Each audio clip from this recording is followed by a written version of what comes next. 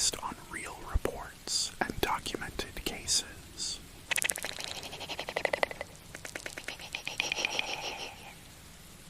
Story 1. He stalked her from the next cubicle. Harper was 29, a marketing analyst at a mid-sized tech firm in Charlotte, North Carolina. Smart, friendly, quiet, the kind of coworker who brought donuts on Fridays and stayed late without complaint.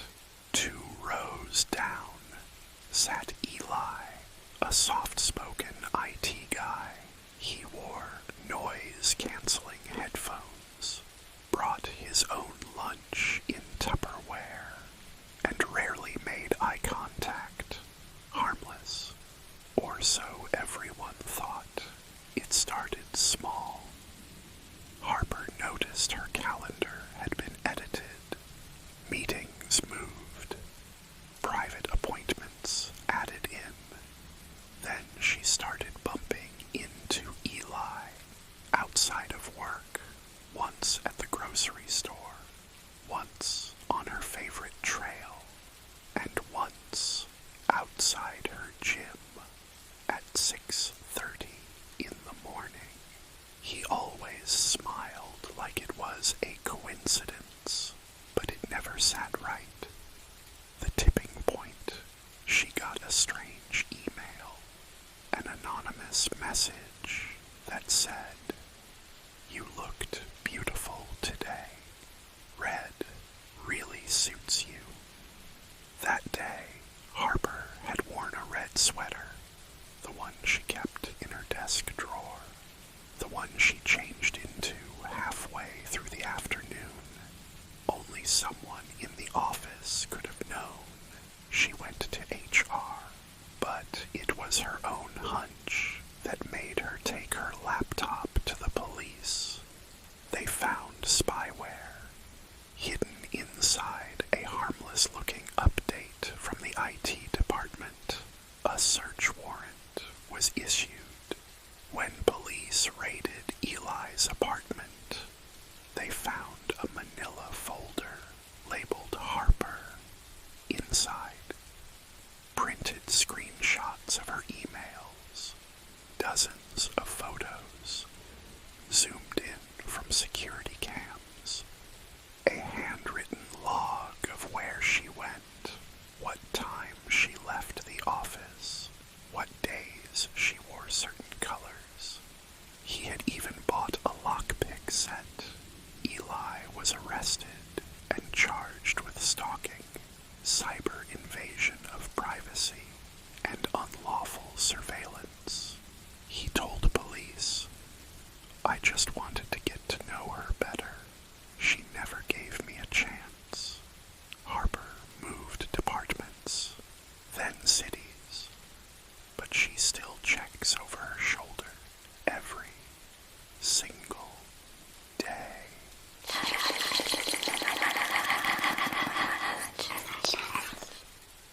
Story 2. Her coworker tried to get her fired with a fake resignation letter.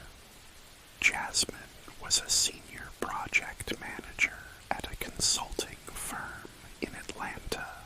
She was good at what she did, organized, respected, and recently promoted, which didn't sit well with Leah, a co-worker who had applied for the same position. Leah smiled through the rejection, but underneath, something was boiling. One Monday morning, Jasmine arrived at work and swiped her badge. It didn't work. Reception told her to wait. HR was coming. When they sat her down, they asked, "Why did you resign?" Jasmine blinked. She didn't.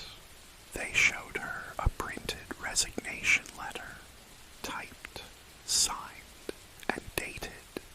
On her letterhead, with her name, her signature. She was stunned.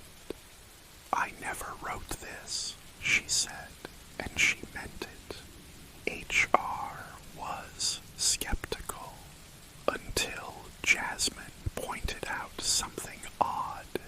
Her signature was scanned from a previous document, and her resignation was supposedly submitted on a day she was working remotely.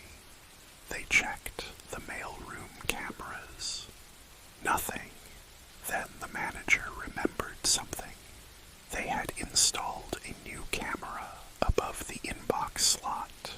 When they pulled the footage from 2 days earlier, they watched Leah walk up, look around, and slide a folded envelope into the manager's inbox. Not her own letterhead. Not her name. Jasmine's. Leah was arrested and charged with identity fraud, forgery, and attempted employment sabotage.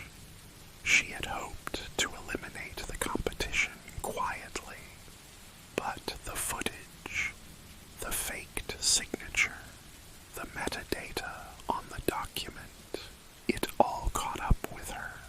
Jasmine kept her job, but she never sat near Leah again.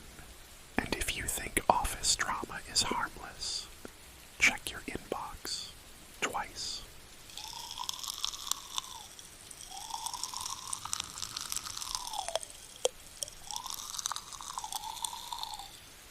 Story 3. He faked his own kidnapping to skip work and got caught at a motel. This is the story of Marcus Hale, a 27-year-old warehouse employee from Tucson, Arizona, and the day he decided that calling in sick just wasn't dramatic enough. It was a Monday morning, 7:52 a.m. Marcus was supposed to be clocking in. Instead, his coworker, Jay, got a text that read, "I've been taken. They want money. Don't call the cops yet." Panic set in. Jay showed the message to their manager, who immediately contacted the police. Within hours, local news picked up the story. Man allegedly abducted on way to work. Police investigating possible ransom. Helicopters flew over the freeway. Police pulled surveillance from nearby gas stations. K9 units were called, but what they didn't expect, a motel clerk a few miles away, calling in a tip. "There's a guy here eating curly fries and watching cartoons. He matches the picture on the news." Police showed up. Room 106. There was Marcus, still in his work uniform, still wearing his name badge, with a fast food bag, an energy drink, and his fully charged phone. No kidnappers, no ransom, just bad excuses. He told officers, "I just needed a break. I thought if it looked serious, they'd understand." Spoiler, they didn't. Marcus was arrested for filing a false report, obstructing a police investigation, and misuse of emergency services. He was fined $1,200 and, of course, fired. When asked if he regretted it, he said, "Yeah, next time I'll just call in sick like a normal person, because sometimes the biggest crime is not wanting to work that shift."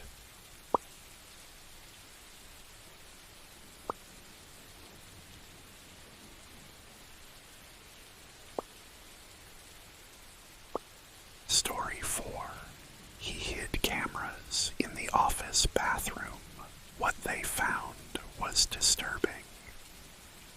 This is the story of Brandon Keller, a 34-year-old maintenance tech at a corporate office park just outside Baton Rouge.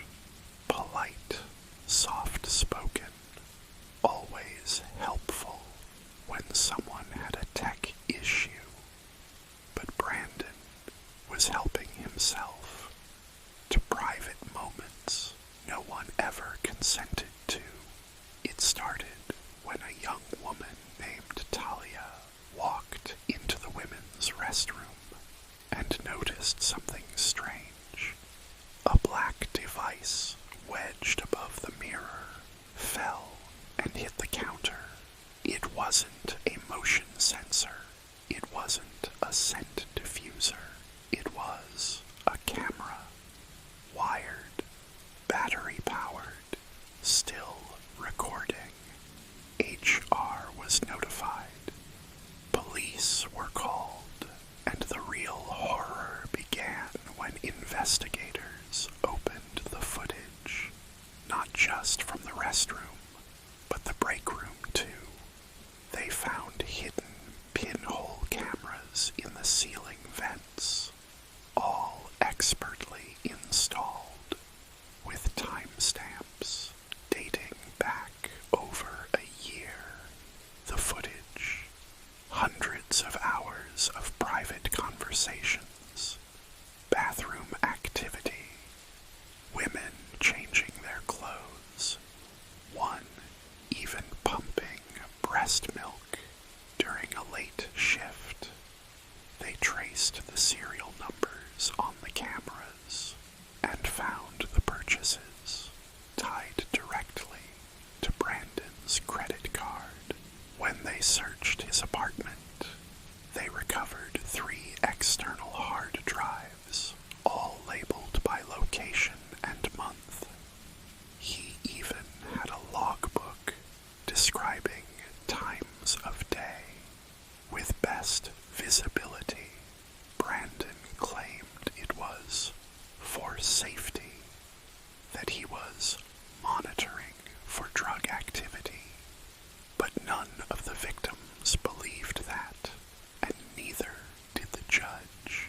He was charged with invasion of privacy, unauthorized surveillance, and placed on the sex offender registry for life, in a place built on routine.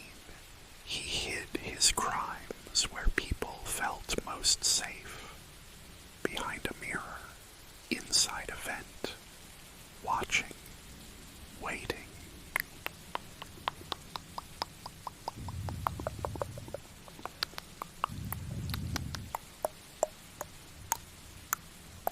Story 5. She vanished in a locked lab.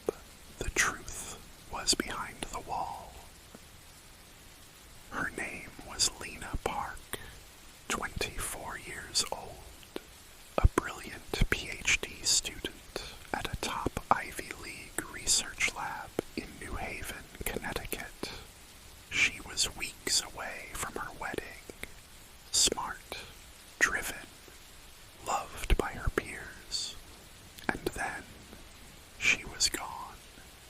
September 8th, 2009. Lena swiped her badge into the lab building at 10 a.m. She never swiped out. By evening, her fiancé reported her missing. Her belongings, phone, purse, ID, were still in her lab. The school launched a search. Security swept the building. Cameras were checked, but nothing made sense. She had vanished inside a locked facility. 5 days later, police found her stuffed inside a crawl space behind a lab wall, taped up and hidden behind drywall and insulation. Her cause of death, strangulation. There were bruises on her arms, defensive wounds. She had fought back, technician named Dylan Rhodes. He had access to the building. He had keys, and he had cleaned the floors near the hiding spot before police searched it. He returned to work like nothing happened. He even offered sympathy to coworkers, but forensic evidence told the truth. DNA under Lena's fingernails matched him. Security footage caught him changing clothes and disposing of items near the time of her disappearance. He confessed, said he snapped, but never said why. In court, he received 44 years in prison. No parole, no real motive, just a quiet, calculated murder inside one of the most secure buildings on campus. They searched everywhere except the walls until it was too late. Story 6. A tech office dispute turned into a stabbing in the parking lot.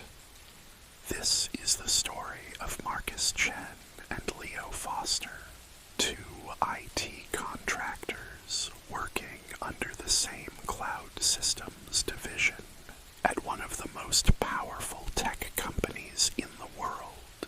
They weren't friends, but they were co-workers, and somewhere along the line, that turned dangerous. In mid-2007, at the Redmond, Washington campus of a global tech giant, Marcus had grown increasingly paranoid. He believed Leo had been undercutting him, stealing credit, sabotaging his work, even whispering lies to their manager. To most people, it was office tension. To Marcus, it was war. On a Tuesday afternoon, after a routine team meeting, Leo walked out to the parking lot to grab his phone charger. Marcus was waiting.